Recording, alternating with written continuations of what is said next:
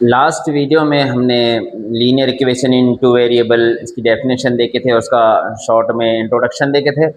आज हम इसको देखेंगे how to solve linear equation in different method, how to solve simultaneous equation. यहाँ पर टू इक्वेशन गिवन है, 3a + 5b is equal to 26, a + 5b is equal to 22।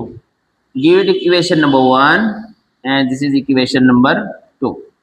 सबसे पहले दोनों इक्वेशन को नंबर दे देना है।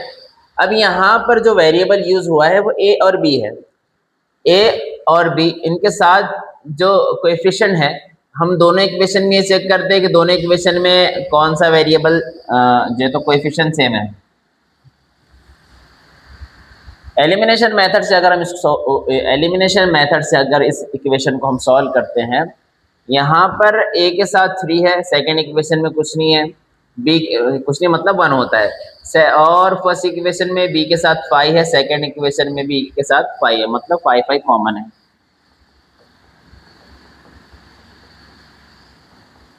हम क्या करेंगे, दोनों इक्वेशन को अगर हम ऐड करते हैं तो ये b 5b 10 भी हो जाएगा।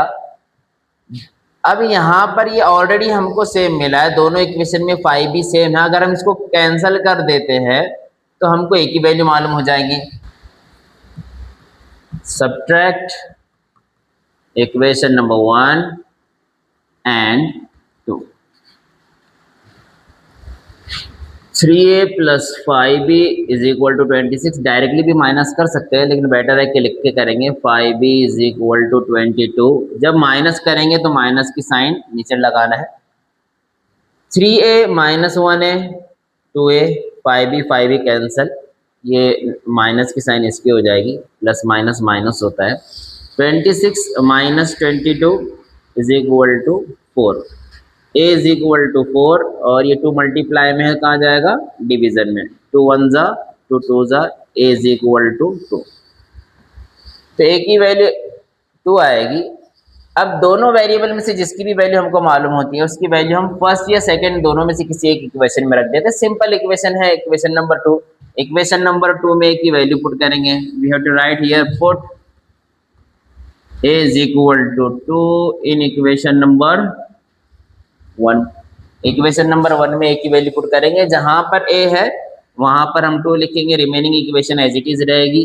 a की प्लेस पर 2 plus remaining part 5b is equal to 22।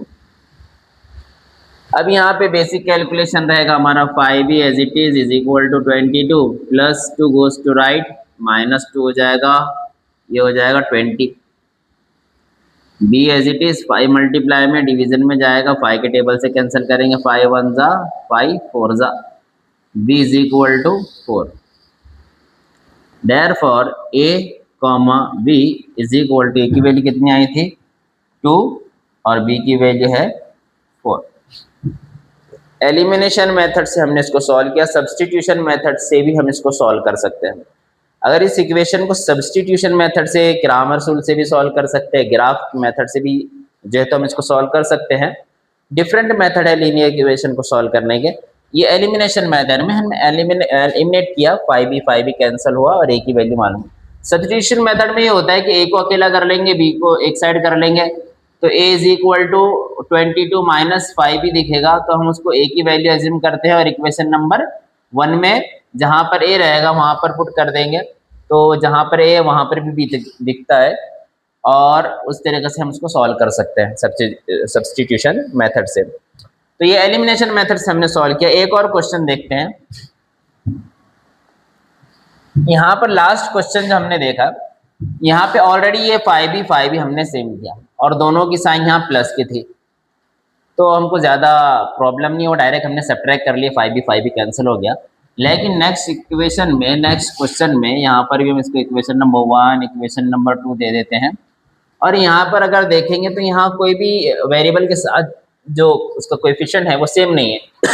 यहाँ x है, यहाँ 3x, यहाँ 7 है और यहाँ 2 है। अब अगर यहाँ मतलब लास्ट क्वेश्चन में दोनों साइड प्लस था, अगर प्लस माइनस ऑलरेडी है तो हम इक्वेशन को ऐड करते हैं और मतलब डायरेक्ट वो कैंसिल हो जाता है। अभी यहाँ पर 7 और 2 दोनों सेम नहीं है, सेम बना सकते हैं दोनों को, 14 14 हम बना सकते हैं 7 को 2 से और 2 को 7 से मल्टीप्लाई करके। लेकिन उससे बेटर ये रहेगा कि x को हम 3 बना लेंगे, क्योंकि नीचे 3 है, फर्स्ट इक्वेशन को 3 से मल्टीप्लाई कर लेंगे तो यहाँ 3x आ जाएगा और दोनों सेम हो जाएंगे। We have to write here multiply equation number 1 by 3। Equation number 1 को 3 से मल्टीप्लाई करेंगे, 3 into x 3x plus 3 into 7 21y is equal 3 times are 30। Equation number 3, ये एक न्यू इक्वेशन मिली। तो इक्वेशन नंबर 1 को हमने चेंज किया तो एक नई इक्वेशन मिलेगी, तो फर्स्ट इक्वेशन को हम छोड़ देंगे थोड़ी देर के लिए और सेकंड और थर्ड में को कंपेयर कीजिए। ये दोनों इक्वेशन में 3x सेम है, तो हम सब्ट्रैक्ट करेंगे तो कैंसिल हो जाएगा और हमको y की वैल्यू मालूम हो जाएगी। कैसे करते हैं सब्ट्रैक्ट देखते रहिए बोर्ड पर। सब्ट्रैक्ट इक्वेशन नंबर 2 एंड 3, दोनों में से किसी भी इक्वेशन को ऊपर किसी भी इक्वेशन को नीचे हम लिख सकते हैं। बेटर ये होता है कि जब सब्ट्रैक्ट करें तो जिसमें बड़े नंबर है उसको ऊपर लिखा जाए। तो 3x plus 21y is equal to 30, then 3x minus 2y is equal to 7। Subtract करेंगे माइनस माइनस माइनस, ये plus 3x minus 3x cancel हो जाएगा, ये माइनस माइनस हो जाएगा प्लस, तो ये 21 और 2 23y हो जाएगा इज इक्वल टू 30 माइनस 7, ये भी हो जाएगा 23। y is equal to 23 multiply में है, डिवीजन में जाएगा 23 1 जा y is equal to 1। y की वैल्यू दोनों में से किसी भी एक इक्वेशन में सब्सटीट्यूट कर दीजिए, x मालूम हो जाएगा। इक्वेशन नंबर 1 सिंपल है, जिसमें छोटे नंबर है उसमें अगर आप x या y की वैल्यू पुट करते हैं तो आंसर मतलब सॉल्व करने में हमको आसानी से इजी जाता है। Put y is equal to 1 in equation number 1। Equation number 1 में x की प्लेस पर x एज इट इज रहेगा, plus 7 as it is, in place of y we have to write 1 is equal to 10। x plus 7 1 जा 7 is equal to 10, x as it is रहेगा 10 as it is, plus 7 goes to right minus 7, 10 में से 7 minus कर लो 3। Therefore x, y is equal to x की value है 3, y की value है 1।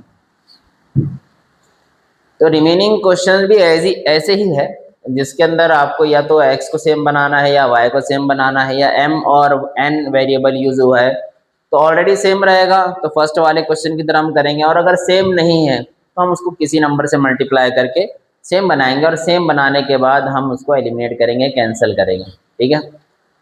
और ये इसके बाद जो क्वेश्चन से ग्राफ के क्वेश्चन से, या इसके बाद जिसमें नंबर बड़े हैं, ऐसे इस टाइप में जो क्वेश्चन है 23x, या जो बुक का क्वेश्चन है 99x plus 101y is equal to 299, और फिर नेक्स्ट उसमें इंटरचेंज नंबर है 101x plus 99y is equal to, ये 299 है तो दूसरा नंबर हम ले लेते हैं 101, ठीक है, ये भी ले सकते हैं या जो भी है। तो इस टाइप के क्वेश्चन को कैसे सॉल्व करेंगे वो हम देखेंगे नेक्स्ट वीडियो में, और ग्राफ के क्वेश्चंस, ग्राफ कैसे बनाएंगे, ग्राफ के थ्रू भी इस क्वेश्चन को जो हमने अभी किया है, इस क्वेश्चन को ग्रामर रूल से भी सॉल्व कर सकते हैं, एलिमिनेशन मेथड से हमने देखा, सब्स्टिट्यूशन मेथड से हो जाएगा, और ग्राफिकल मेथड से भी हो जाएगा। इससे पहले जो वीडियो में हमने देखे थे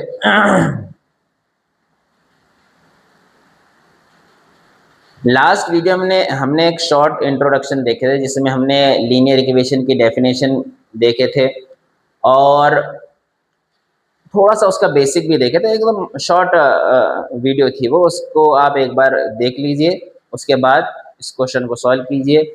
इसके अलावा और भी क्वेश्चन है वो ट्राई करेंगे। थैंक यू, आज के लिए इतना काफ़ी है, फिर कल से कंटिन्यू नेक्स्ट टाइम। चलिए, अल्लाह हाफिज़।